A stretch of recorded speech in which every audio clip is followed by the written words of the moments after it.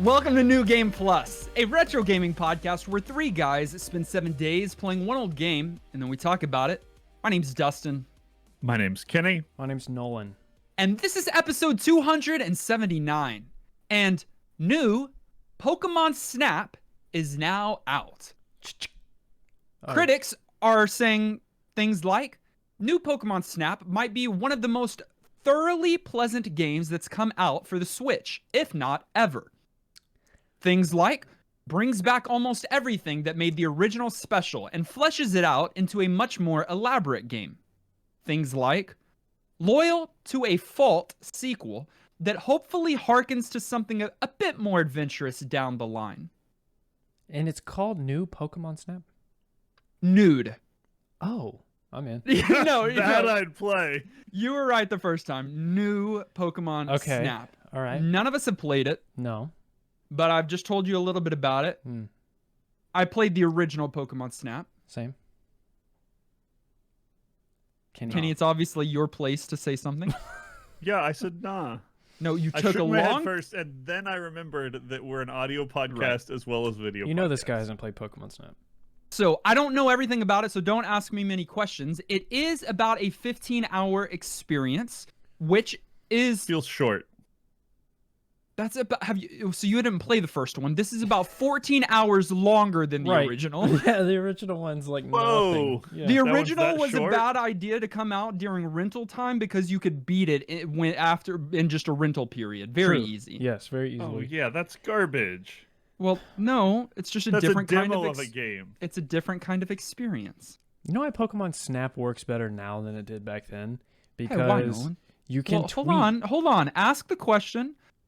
Set it up. Let me respond and then go. Do you know why Pokemon Snap works better now than it did back in the day? Who's there? Chicken? I don't know why Dustin wanted it to be a whole joke. Because Tell you us. can tweet from your Switch now, and so like you can tweet all out. You can live tweet your Pokemon Snap experience and tweet out the pictures. Who's tweeting from their Switch on Twitch? On I don't Twitch? know. Do you even know anything? A lot of people. No, I'm an old man and I'm out of touch, and I don't like any of the words that you just said. You don't have a Twitter, so why are you even mad? I don't know. Why are you mad, bro? It's popular to be outraged about everything. You can so, share rah! your snaps with people in real time. That's cool. And they might have something built in. I don't know. I haven't researched the game at all. But I can always take a text message picture of my TV screen while I'm playing a game and send it to anybody I want to. right, best quality probably too. I'm getting the vibe that, Kenny, you're not going to play new God. Pokemon Snap. It actually, your description made it sound very promising. It never would have been on my radar at all. I'm probably the least big, mediumist big Pokemon fan of the three of us. I'm certainly not as big a fan as Nolan, I don't think. I think you're probably in the middle. For some reason, I was above you when then Pokemon Go came out and your life got changed. I outgoed you yeah. guys, but every other Pokemon experience I had less of than you. Hey, and real quick, not to switch topics, but did you have an Excel sheet going on? Tell the truth. I didn't. You didn't. didn't. Okay. Did you have But any documents? I did put some serious miles into a couple of parks, though.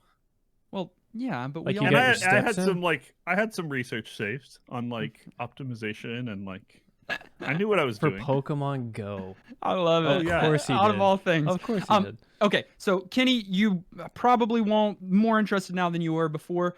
Nolan, Yeah, it's a new intrigued. it's a new game, and it's a new Nintendo game, so it's probably $1,000 and will never go down. But Yeah, what do you think? Ever. Yeah, it won't. won't buy it. Yeah. Now, I'm still We'll play it playing in Monster 15 Hunter. years. Rent it. We'll play it in 15 years. Both good jokes. Both bad. I might get it later, but I'm still playing Monster Hunter anyway, so even if I had it, I wouldn't want to play it. Dude, Monster Play Hunter. Monster Hunter. I probably won't either. I enjoyed the original. I'm not the biggest Pokehead, and so I probably won't either. I'd like to play it eventually at some point, but not going to spend the money on it now. But I am hearing good things. I'm excited that people are enjoying it, and from what we're hearing, the experience only gets better the deeper you go. Like in our retro game of the week, Linley's Dungeon Crawl. Overview. Linley's Dungeon Crawl is a 1997 roguelike game originally programmed by Australian programmer Linley Hensel. I think that's probably how you pronounce his last name. Mate. Yeah. Crikey. It came out on the PC. It's a NetHack like game. The reason why I reference that is NetHack is one of the oldest, if not the oldest, and it is a game that we played on the podcast when we were but children. Right. Yeah, It's the one. It's the one we know. When we were but children. I don't remember it. For the record, I don't remember it. Oh, you much. don't? I mean, Really? I was reminded, obviously, this week of it some, but yeah. So interesting. This game was first submitted by an older listener named Jonadab via email on Monday, September 5th, 2016 at 3:05 p.m. That existed back then? I can't believe that we did the podcast. Email existed, you mean? So that's a year after our podcast, or close to a year after Yeah. our podcast began. So pretty early submission. Okay. Jonadab was a huge roguelike lover. Still is, I would imagine. I just don't talk to him much anymore. For those of you that do not know, roguelike is a subgenre of RPGs where players dungeon crawl through procedurally generated levels featuring turn-based gameplay where permanent death, is a very real threat. It's a very real thing. Question. Yeah. What's roguelite with a T? I've seen that everywhere too, and I don't know the difference. I bet Kenny knows all of this, I think he but my does. guess is a lighter version of this. Okay. Yeah, that's my sense. I don't know like fully or officially, but just from context, I've always assumed it's a game that takes elements of a roguelike, but without actually being a roguelike. Cool. So maybe the randomization, often the kind of one run at a time permadeath, that kind of thing.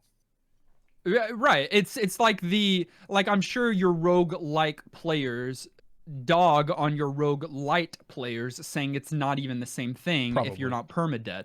You know, it's Right. that kind of thing. Okay. You've got a unique problem with these roguelikes. And it's this. They are regularly updated with, there's a few problems, but one is that they're regularly updated with old versions being completely replaced by newer versions. It's not a game where then the old versions still exist and are played, but it's completely updated and people play the newer versions because the newer versions are better. It's not like one game was released and that's the game. It's not even like modern games where it's released and then there's updates. Quality of life. Maybe it's kind of like that, but it's a totally different experience here where it's very difficult to go back and play the 1997 roguelike created by Linley Hensel. It's like software. Yeah. Part of that's the nature of this specific project, and I think these sort of like ASCII driven type games lend themselves to that, but this one is, open source, sort of originally created by one person and since then worked on by like a team of developers. And you're right, the nature of like these types of games isn't, hey, it's dropping and shipping and you're probably not playing it on a console. You certainly could find ways to go back and try and play specific old versions. And if you try hard enough, could even play the original Linleys, but you've got hardware considerations, you got to find the old version, you got to compile all that version. Dustin just says all of that to kind of caveat the uniqueness of the game we played this week, because it's a very old game that we kind of played a more modern version of by necessity. Yes. So just to be clear, we could have played the 1997 original version. It would have been very difficult to. I know at least one person in our community did this week, but it wouldn't really make sense because that's not even the nature of these games. They are released to be tweaked and updated over time. Right. So, and when you announced the game last week, I was like, oh no, it's going to be one that we can't play. There's been one game on the podcast, well, maybe two, where we couldn't play the game, period. But luckily we could play a newer version. And so Linley worked on his game until stepping down from the project in 1999 to complete his law degree. Oh, got a lot of history here. Shout out. Makes sense. Updates slowed down over the next few years until 2006 when Dungeon Crawl Stone Soup, a reworked version of Linley's Crawl, was released to the public. That is what game we played this week. Yes. So it's not just a spiritual successor to, it's an evolution of that source material, that original game created by Linley. And so this week, I don't even know fully what the title of the episode will be yet at this recording. I'll talk with you guys, but this is some kind of we played Dungeon Crawl Stone Soup, but based on that original game that was pulled last week, Linley's Dungeon Crawl. Right. Yeah. It puts us in an interesting predicament, and it's a fun conversation to have when we get to the aged section of this game. But because this game has been actively developed, since then, and yet because it's this old interface style of game that's sort of even choosing to not use graphics in a lot of versions of it, it feels like the oldest game we've ever played, but is probably actually the most modern game we've played. And so we're kind of breaking our rules on two fronts, but for really good practical reasons, and it'll make for some interesting conversation. And it makes complete sense to me. I just wanted to lay that out there. I'm not worried about it by any means. I think this is the best that we could do. And again, going to that original email, I know you don't all have it in front of you, but the email that Jonadab said or wrote said, hey, you might want to play Dungeon Crawl Stone Soup as that's going to be the easiest. So like even the fans submission, suggested. Even the submission was cool. saying, hey, Dungeon Crawl Stone Soup might be the way to play it. So it's also our podcast, and we do what we want. We do what we want. There are a number of quality of life improvements and changes since the original. We'll talk about it probably more in the gameplay and age section. Wanted to say that up front, though. The plot is go and get the Orb of Zot. I mean, that's I like that plot. That's the story. It doesn't have to say much more than that. It's the story.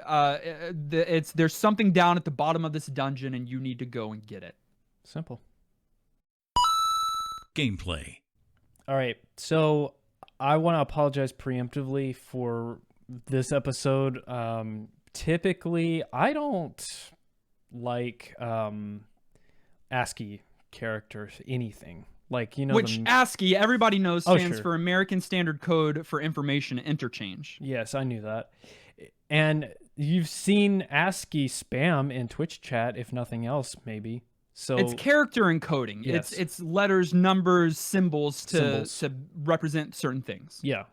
And that's like the core of the original version of this. So typically if I say something and it makes no sense, I don't know what I'm talking about, but neither do you. So we're all on the same page, and I just wanted to get that out of the way. Now, the ASCII version, there are two versions of this game, and I need to ask what we're talking about because I clearly picked the right version to play of Stone Soup, which is the graphical tile set. The graphical tile set, which is a visual representation and much easier to look at, versus the original console version, which is ASCII characters, which no one in their right mind would ever choose. Kenny, you did not. That would be stupid of you. He did. It wouldn't. It 100% is the most accurate version of the original gameplay. So? And it 100% has its own charm and interest. No, it does. Sorry. It does. Sorry. And I 100% tried the other one because whatever, and went, gross, and went back to the ASCII interface. Gross? Right. It looked like vomit for sure. Right. He I said, hated the it. tiles are disgusting and want to go back to the @ symbols. Yes. Okay. So this is ridiculous. Now, I agree with you on one thing, Kenny. It is the most faithful to the original. So absolutely. in my first play, I did the ASCII version. So we're all looking at dashes, plus signs, parentheses, and various things to represent thousands of things in this world that you won't know by just looking at the letter or the dot or the symbol. At least at first, you'll quickly learn to recognize things by their symbols. This guy's nuts. And before long, you'll feel completely at home with what's going on based on what you see. You know it's hard to look at. Or at least given enough time, you will. Like, it's a mess. So much so that, like, there are so many things they need to define that case sensitivity is a thing in this game where like Yeah. C isn't just C, capital C is something different. And so it's like, that's, remove as much of that as you can and you get the graphical tile set, and it's so much more easy to learn.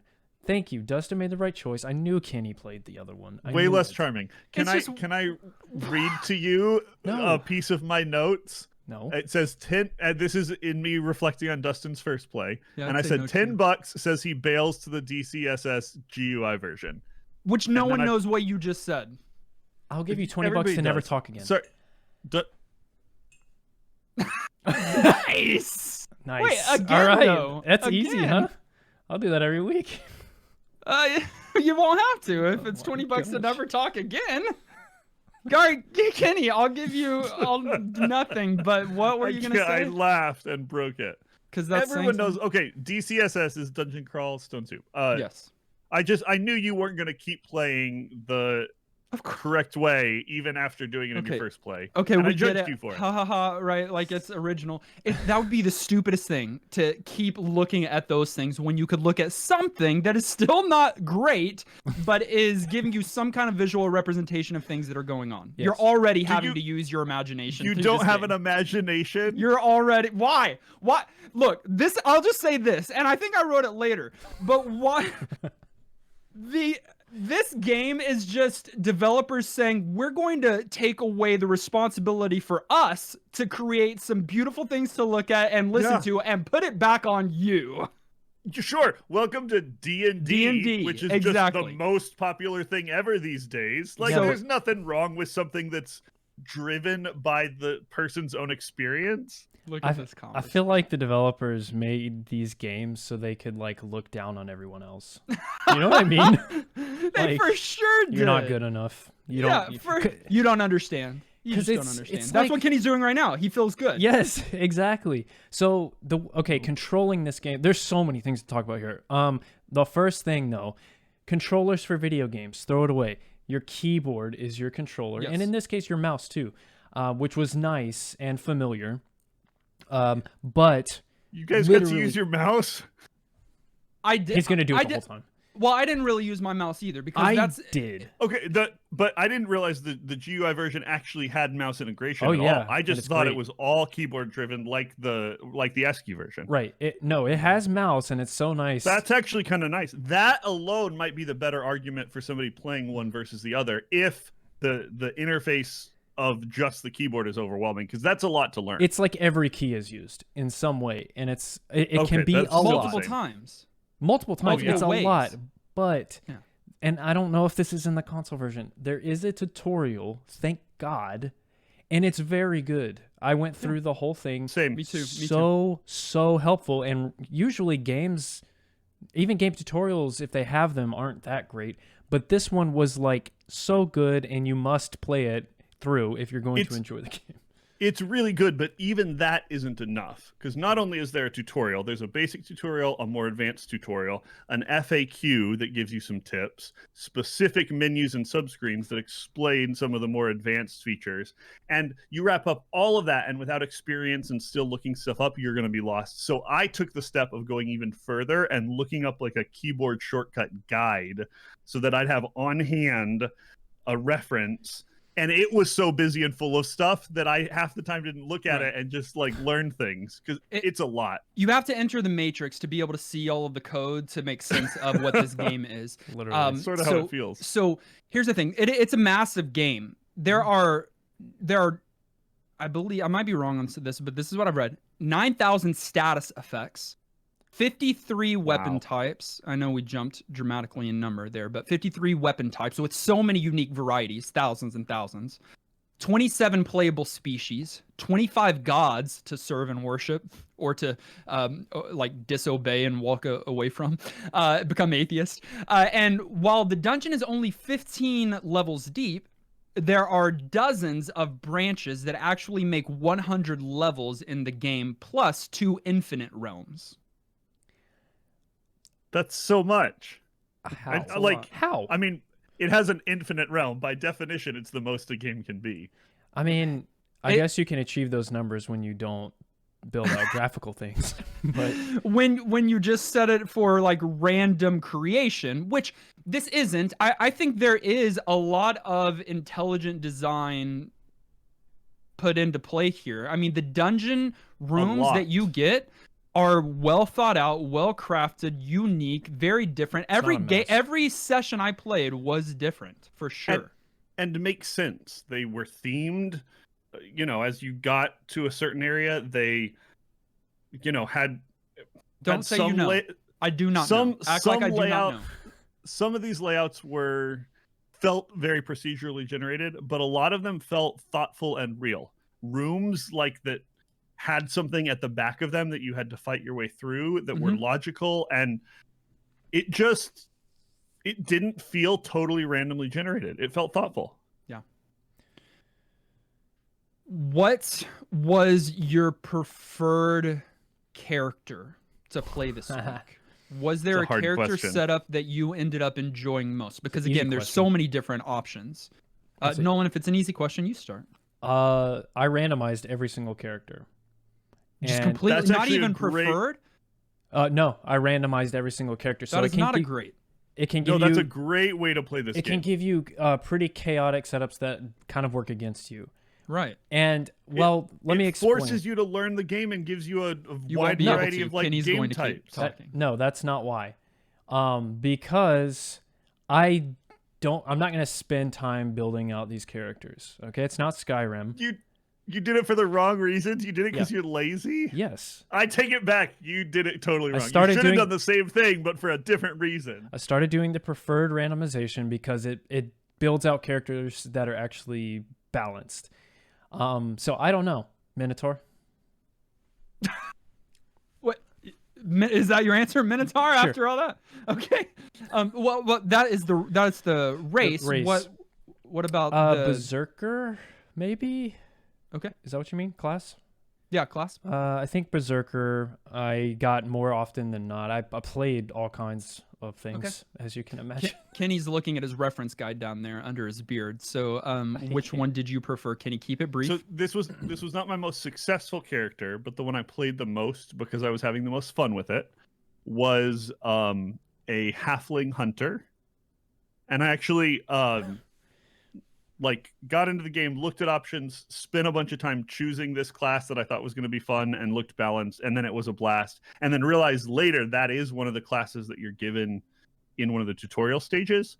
And so I think a lot of people have experience playing the halfling hunter, but I just sort of stumbled across that class and really enjoyed the ranged gameplay style. That's fun. I was never good at the ranged gameplay style, and that's not my style as an RPGer. So I think it ultimately was harder. I had a lot of fun playing a draconian fire elementalist named Tamagotchi this week. That's fun. Do you get to choose your elemental? I know the draconians only get one like at 7. Is that random or is that chosen? Yeah, there's so much, Nolan. Don't start. It really is D&D. I'm not going to try and get into the woods. It really is D&D because even the rolls, I mean, it's like 3d6, which is 3 6-sided dice. Is like, so like it really is D&D kind of setup here. And I would imagine D&D came first and then, well, yeah, for sure. And then Dungeons & Dragons came up out of that, which is totally awesome. Inspired. So you get to choose what element you start with, but then your draconian gets a random element assigned to them as a dragon form at level 7. Oh, it is random. That is so it's a lot. Too much. I enjoy that, but Nolan actually said mine, which is crazy out of all of the options. But I think I would imagine that wasn't completely random, and that at some points you might have accidentally clicked recommended character because one of the base. Because one of the baseline recommended easiest to play, theoretically, character setups is a Minotaur Berserker, which ended up being my go-to. In fact, I think people like Kenny, it's a meme to play Minotaur Berserker, and a lot of people make fun of people like you and me. Right, exactly. God. I know. Okay, stop. I did start hitting recommended at the end because it makes it better, and so I guess.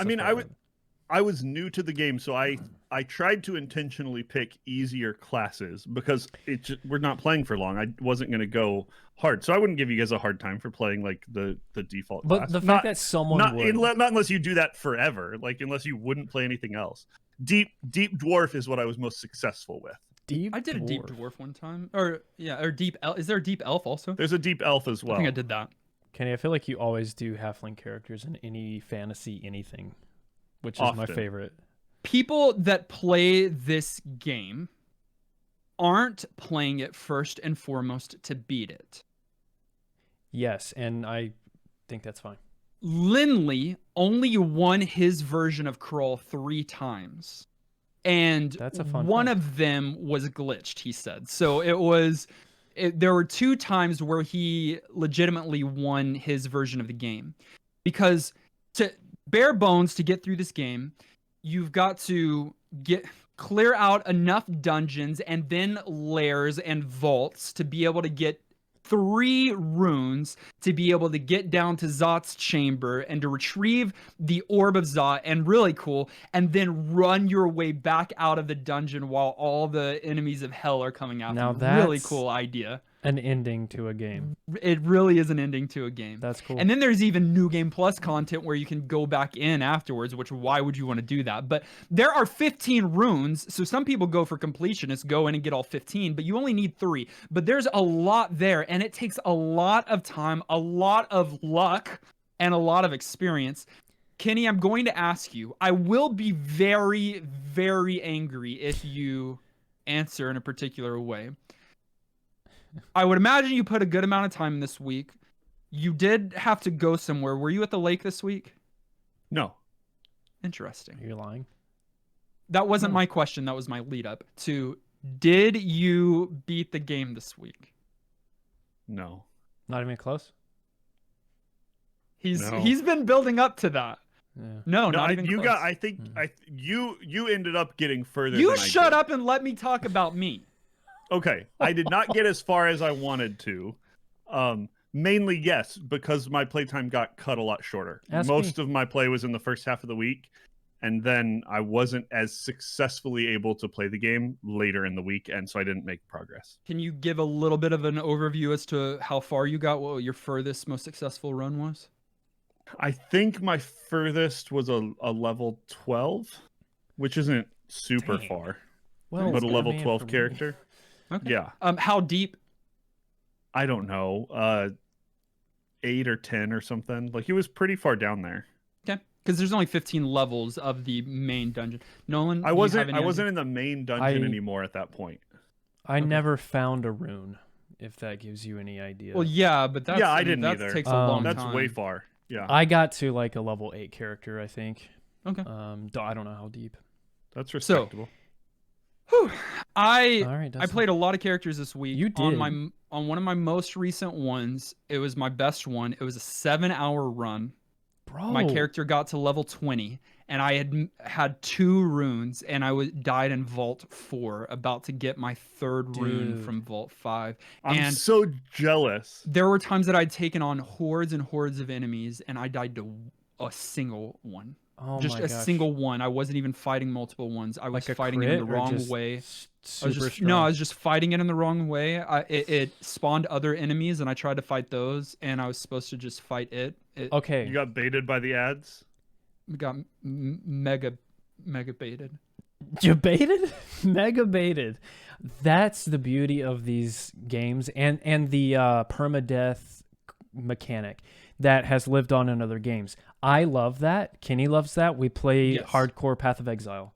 Dustin, I don't think you like it, but in this... Well, but if I played by myself, maybe. Because I wouldn't want to run through this with anybody. But here's the thing. It's not just Path of Exile. I know. Please just give me a little time. But, like, this is Diablo.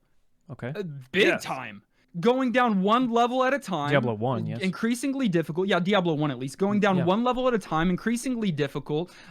Getting items, upgrade. It's so much like it. But the thing that Diablo does, and we're not in age yet, so I don't want to spend too much time there, is it gives you visuals and audio to look at and listen and to lore. instead of just creating it in your fun mind. I think when Diablo came out, hardcore fans of this genre were probably like, Like, come on, Blizzard. Or they jumped over. Or they jumped over.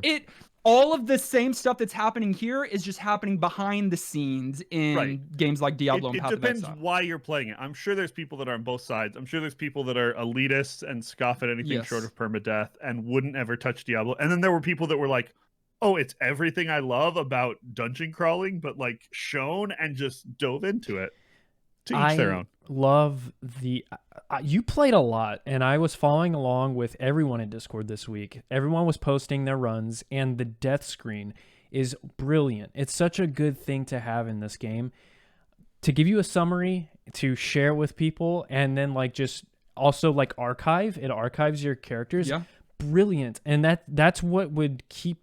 That's what makes a permadeath system okay and keep you coming back. Because like, again... You're not necessarily... I mean, yes, you want to beat the game, but like you have fun progressing and getting so far. I love that. You're also competing against your past self and your future self. Like it's a high score individual achievement thing. You're also competing against the randomness of it, and it's a little bit of the appeal of, you know, pulling a slot machine because it's different every time, and you're gonna have to deal with that. And so there's a lot of things about coming back that are good reasons to do it. And I don't know, I found myself emotionally kind of crushed every time it happened, but not turned off, instead wanting to jump back in and go even further and correct that mistake or kill somebody again. Not you, Dustin? I was just crushed. Yeah. Especially this last time. To get so close. I know, that's bad. To spend 7 hours on it. Are you done? Like, and I wasn't was close. Like, I still had a lot. No, I just have to take time afterwards because I am crushed. A long run. So I've actually started another one. And I'm kind of just speed running at least the first little bit because I'm a lot more comfortable in the world now, and I know what is good and what is bad kind of play and what kind of enemies I'm facing. Like when I first came across enemies, I would search them up on the guides to see, okay, what am I dealing with? What can they do? Because it will tell you. Actually, you can look in game XV. You're supposed to XV every character, which means it's examine and then you choose a character, and it will tell you what the max damage they can do to you is in a single hit. So you kind of know what spells they have. So it's like a D&D book, like it's a D&D guide. It is, yeah. So much of this is a D&D experience. Yeah, for sure. Yeah, and did you use auto explore when you're starting to speed run them?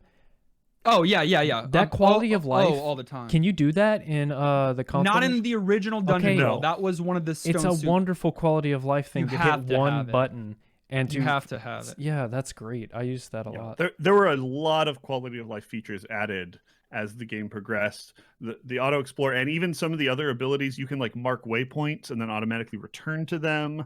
So if you want to like take a specific set of stairs down, but you don't want to like go explore and lose it. Some really good things. And they also removed some things that were kind of punishing bad mechanics. Inventory weight and hunger. There was a whole hunger mechanic. Yeah, you had to feed yourself. There was sort of a survival thing going on in the original one that we didn't have to deal with.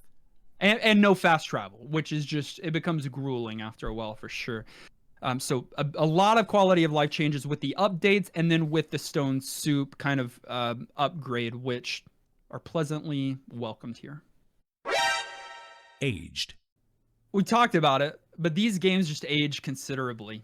Like, considerably. Kenny, no, don't do the head tilt of like, well... I'm absolutely doing the head tilt, because, yes, there are things about this game that age. Cool, we agree. No, we agree. The fact that it's simple also takes away some of those... Brother, it ain't simple. Simple? It ain't simple. I've never heard the word simple in this conversation. Accessible. Like, this game is... Excessive.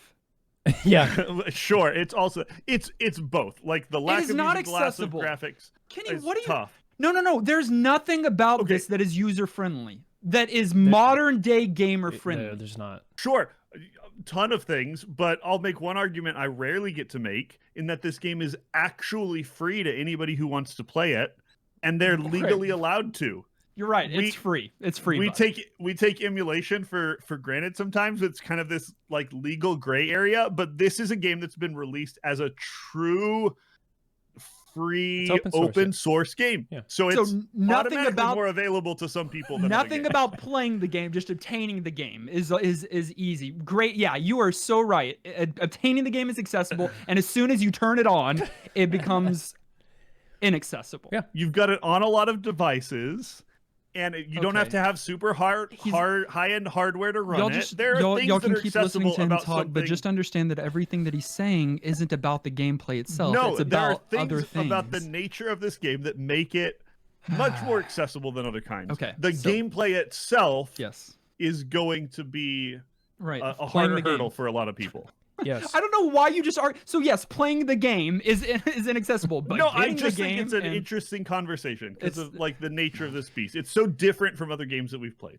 Okay, one thing that is very noticeable about how it's aged, the core mechanics in these games, NetHack, this one, live on in everything.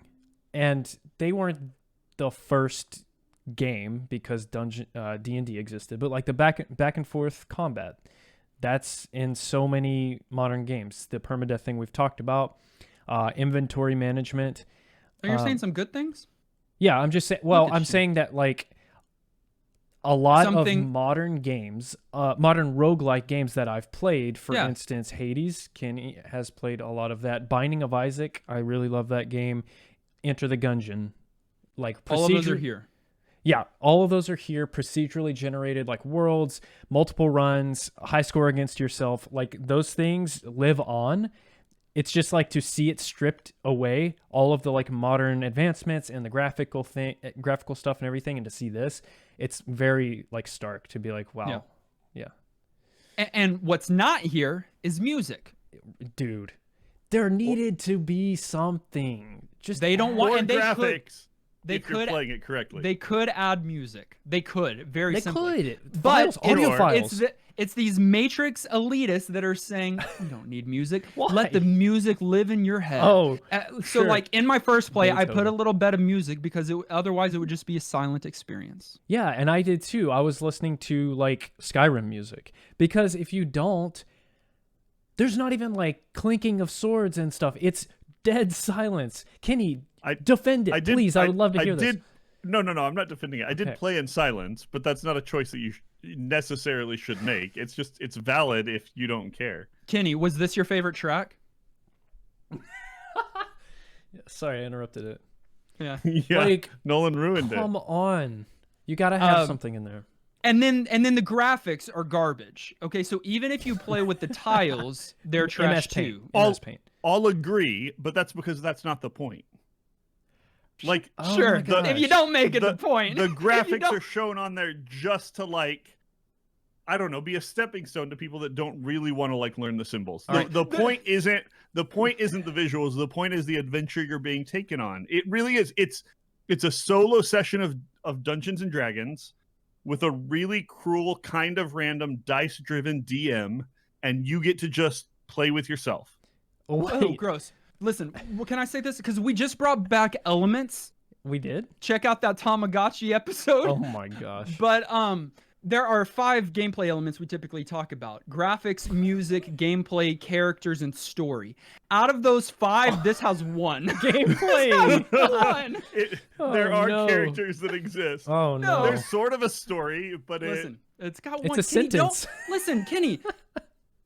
I'm not No, trying no, no, to no. No, listen to me, because listen. Tell me. We have talked about it, and the places that we're going are fun places. But you're trying to argue points that you know aren't arguable, or that should even be argued just for the sake of it. Agree. They couldn't. There's not characters, and I would love if there was amazing music. Okay, sure. Cool. We got. Let me defend the graphics a little bit. The tile set. Okay, right. They're fine. Like, they look like serviceable. Sure, and at some points rather enjoyable. I thought like there's no like animations. It's all static, just images. So again, they're not adding ray tracing yet. Not yet. Not quite yet. You have to turn the shader all the way down. But I did think that some of the pixel work was pretty good. Okay. I mean, again, Kenny is right on one thing, that this is not what it's about. It's not about the graphics. It's not about the music. It's about the gameplay. Okay. And so, that being said, those other 4 elements are going to age poorly because it wasn't the point in the first place, but it's still going to age poorly on that front. And then we've already said, but I cannot stress enough, and I don't know why Kenny said it was accessible, except it's free.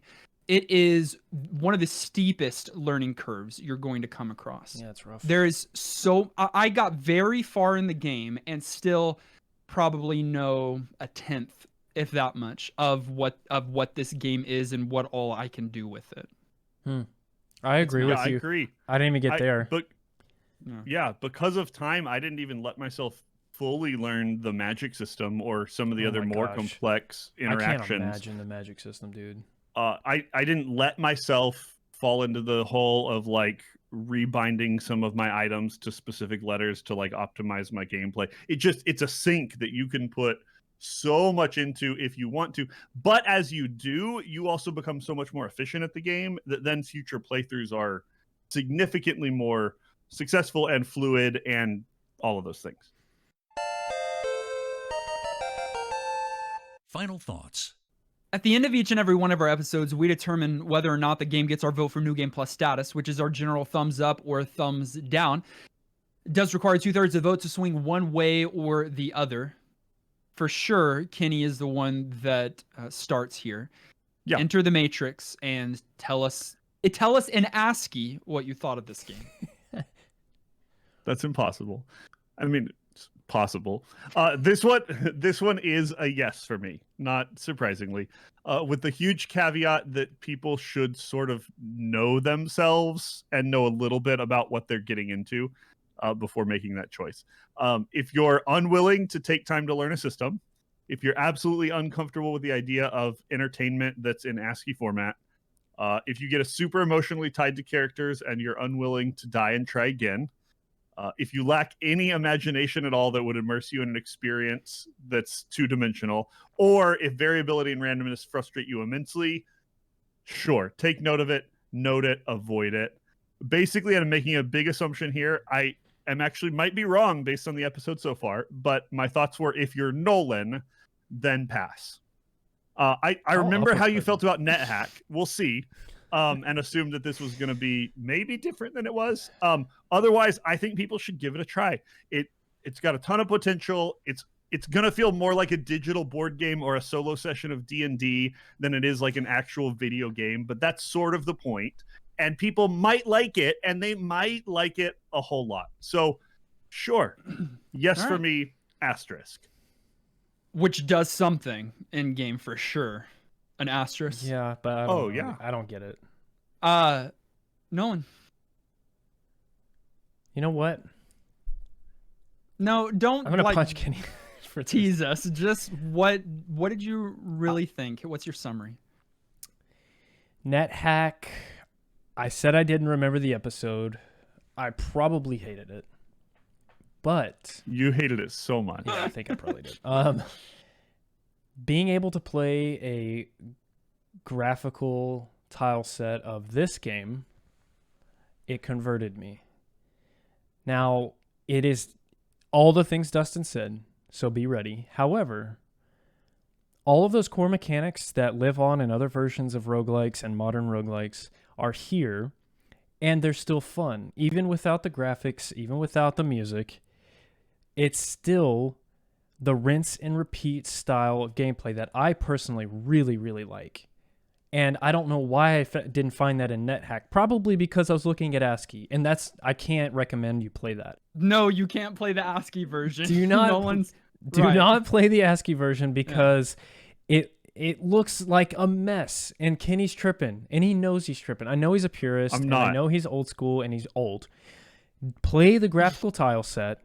It doesn't look that bad, and it helps you get more immersed than you would previously. So I actually give this game New Game Plus. I can't believe I'm saying this, but I genuinely had fun. Wow. And Dustin, I'm surprised you're about to not.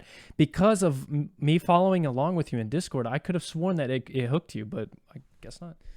It's funny because you and Kenny are trying to figure out where I'm landing. I don't started. think that's where he landed at all. I was already terrified coming in this week, along Yeah. with Nolan, probably because Yep, it's intimidating to begin with, Yeah. and then when I played the first play, my fears were met. I had no clue what was going on. Although I did better than what like I would have done in NetHack. I was impressed. Yeah, I did something, but people have commented on that video already saying, "Ooh, yeah, you didn't do too well." I thought I did well for that or whatever, but Elitists. again, I'm not elitist. I'm not in the Matrix, but there was something addictive about this freaking game. I know, and I kept coming back to it and kept coming back to it and kept coming back to it all the way through the week, thinking, but I'm still like, even if I find some enjoyment, I'm still gonna say no because it's such a tall mountain to climb, or whatever other idiom or phrase you want to use. And then you came back to it again, not just to research the game, but because you were kind of hooked. And then I came back to it again because I was hooked, and I did so well, but then I was crushed. And so just out of spite, I wanted to say no because it hurts so bad to get so far. I like this game. And it's so easy to play. I played on my Mac this week all the time. It runs great. I snuck in time at work.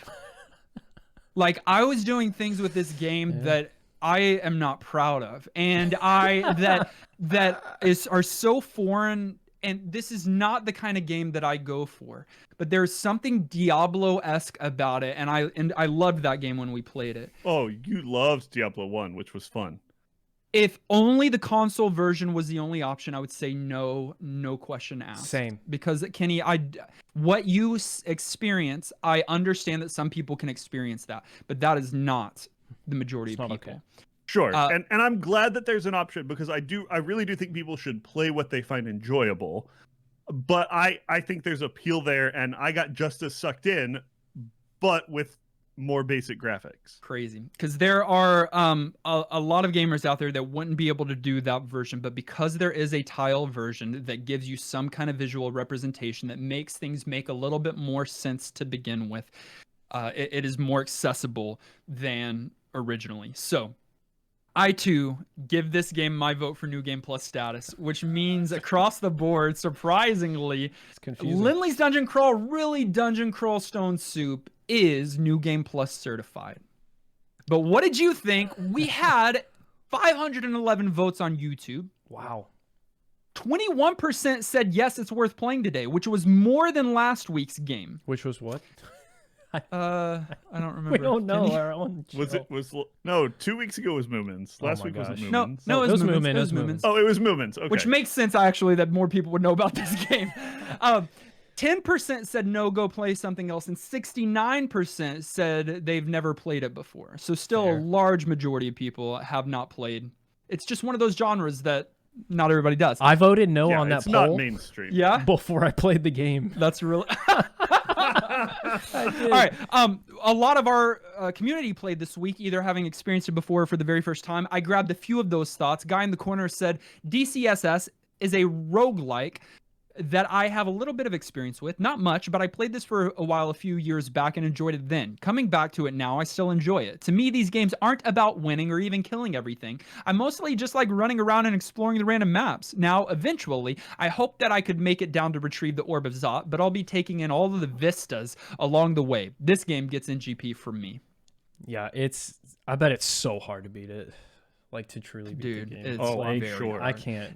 And there are some, vistas, like there are some worlds, Kenny, you had talked, even though it's procedurally generated, there's thought put into what environments it's giving. So there's even whole like lair branches that are water themed, and so it's all water creatures that you're fighting there, or fire lava themed. So it's all, so like they put a lot of thought into that for sure.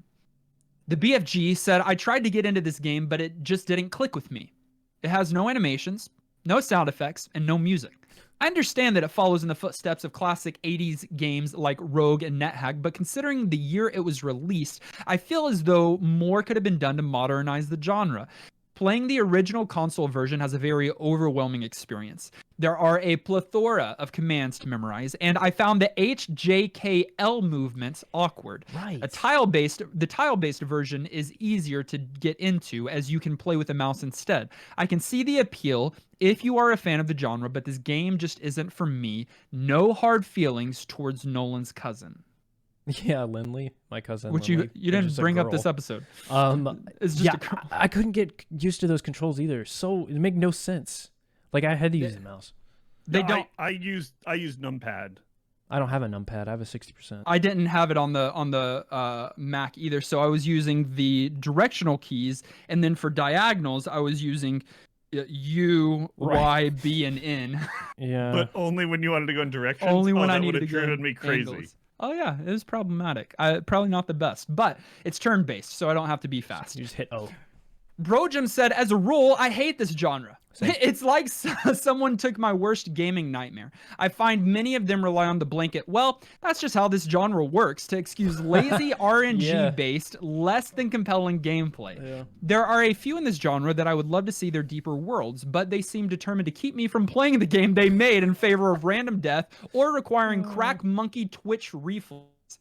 However, this entry is fairly forgiving to the new player. After extensive tutorials, the favoring graphical tiles instead of the original interface, I actually had some fun. I just randomize a character and see how far I can get. I have a feeling that this one has a lot to be uncovered if you can get past the fact that it will relentlessly and unfairly kill you if RNGesus isn't on your side. It suffers from everything wrong with the genre, but has lovingly and deep lore and development from fans that's worth a look. It's free, easy to load up, and relaxing. Gives it NGP. Relaxing? Relaxing? Yeah. Why are we all so confused about your characters? This is the most confusing NGP status of all time. We're all like, what? Everyone's like, yeah, I hate a lot about it. Gets NGP from me.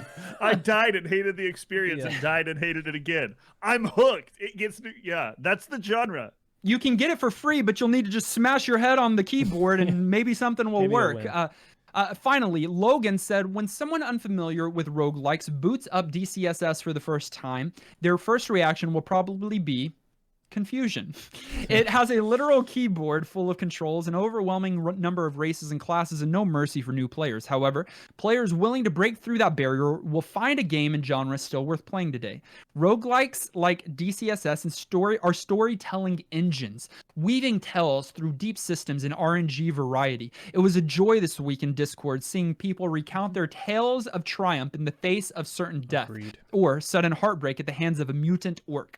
If you're well-versed in the genre, I don't think this will crack your top 10, but for everyone else, this makes a great jumping in point to explore what this quietly thriving genre has to offer.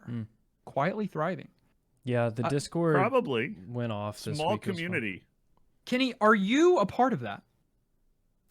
Of the small community of people that like this game? Yeah. Yes. Now I am. No, the small community of people that like roguelikes and that keep up with those things. Oh, no. But I might become that person after this week. So this cracks your top 10 because you played 2 of them. Yeah, it's my top 1. Yeah, it's my top 1 too, man, out of the ones that I played. I love Linley's. Thank you so much for sending in your cousin's amazing, for sending in your thoughts on the retro game of the week. You can do that each and every week to ngppodcast@gmail.com or hop in our Discord. There's a commentary section there. Drop in your thoughts. And as Nolan talked about, we play the games together during the week and talk about it all throughout the week. So definitely hit up our Discord. But for now, we're setting aside Linley / Dungeon Crawl Stone Soup. I'm going back to it right after we finish recording. And we're randomly selecting from our retro master list. Randomizing now.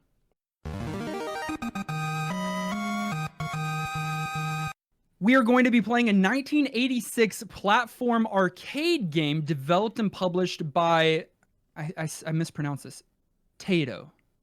Tater. Yeah, I remember having this conversation, but don't remember where we landed. I think it's Taito. Nope. Whoa. I mean, maybe, but that's not how we pronounce it. What game did we just recently play from Taito? Something real recent. I don't. Oh. Was it that sports game on NES or something? That like really random Japanese. I don't game? remember. No, it was more recent than that. Okay. I think. It is often listed among the greatest games of all time. It was that shooter you liked, the shmup, Gunslinger. Oh, that's what's up. The one that y'all hated. I'm okay with a game that's on all-time good list. This is on Tell the us what it greatest is. games of all time list. It is a puzzle arcade game. It also came out on all the consoles. I think we'll need to play it on NES because that was the one that was submitted actually. Okay. But it Okay. is called Bubble Bobble. Oh, big title. Bubble Bobble. I've always heard of this game, and I have no idea what it is. Why aren't they in Smash? Bubble Are they? Bobbles? Are they characters? They're two little like That's a- dinosaur-like creatures. That's a great question. They need to be there. They'd be excellent Smash characters. Kenny's gonna love this game. I feel like none of y'all play Smash. I hope. Melee. Like Nolan, I know about this one by reputation, but didn't play it. So I'm hyped to jump in. Find a copy of Bubble Bobble and play it along with us this week. It's going to be fun to say that. Bubble Bobble. In Discord, join our community. Go to ngppodcast.com and click join us on Discord to get chatting. Hey, we want to say thank you to those of you who support our ongoing efforts in making this enjoyable retro gaming podcast. Especially our producer level supporters: Marlian, Austin, Ben, Bethany Fox, Bro Jim, Carrie, Dan the Man, Francesca, Corey Maxima, Secret Duck of Evermore, Shauna, Unbedavable, Wardonis, William, and Zion. Hey, you're wrong, Kenny. I'm wrong. Yeah, you know why? We don't want to say thank you. Brojim's not no producer no more. What? He That's left fair. us. I forgot to edit the producer list. We Because- have a new director Oh, no. this week. Oh, no. Bro Jim, huge double shout out thank you, massive, for joining the likes of Antonin and Garlisle and becoming a director level supporter of the show. Thank you. What up? You're going above and beyond. We've Yeah. always appreciated your support and appreciate your huge vote of confidence here. We also want to say a specific shout out to Thomas, our latest producer, only because we don't remember if we already shouted you out or not. I think we did. But if not, here's an extra double shout out for being awesome. So, Bro Jim, new director, thank you. Thomas, new producer, thank you. You guys truly warm the cockles of our hearts. Whoa, Wow, never, ever said that word. No. You can find us on social media: Facebook, Twitter, Twitch, and YouTube. All of those links are in the show notes below. Listen directly on any podcast provider of your choice. I said below. It's below on YouTube. It's in the show notes.